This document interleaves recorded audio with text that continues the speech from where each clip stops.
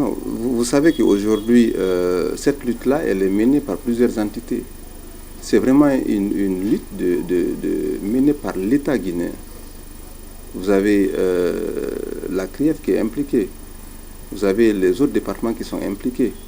Donc tout ce qui est lié à la justice, je pense que il y a une cour déjà qui a toutes les prérogatives en la matière.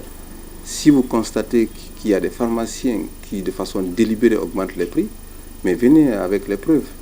Le ministère de tutelle pourra prendre des dispositions idoines. Il y a quelque chose qu'on appelle structure de prix, la formule qui est appliquée pour fixer le prix chez le grossiste et chez le pharmacien.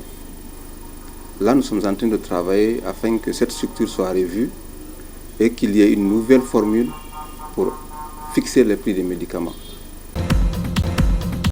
Les statistiques de l'offre éducative au niveau national et de la région de Conakry sont éloquentes. Selon les données des annuaires statistiques de 2020-2021, on dénombre un total de 16 075 établissements, dont 6 984 pour l'enseignement préuniversitaire privé. Selon quelques encadreurs, cette floraison des écoles privées est due à la non-assistance de l'État dans certaines écoles publiques. S'il y a des écoles publiques, on ne voit pas donc de floraison des écoles privées. Je prends l'exemple donc dans mon quartier, Yimbaya. Yimbaya a combien de lycées? Aucune école lycée ici. C'est seulement l'école Aïchaba qui est là. Et commencer là-bas, au bas fond jusque là. Et on ne peut pas dire qu'on envoie tous ces enfants là-bas à Aïchaba. Ce n'est pas possible.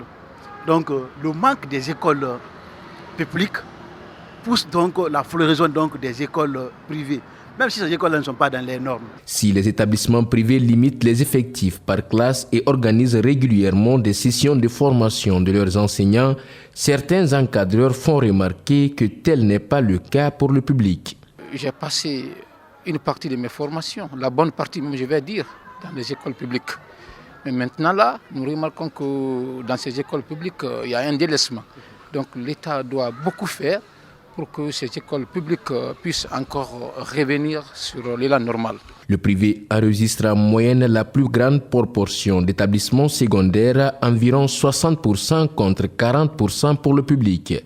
Cependant, il reste confronté à d'énormes difficultés qui mettent parfois en péril l'avenir des apprenants. Et cette école est faite pour apprendre les jeunes Guinéens à s'exprimer et être à l'école, exiger maintenant de faire cette école parce qu'il n'y a pas d'école moderne. Beaucoup d'écoles, mais pour quelle formation?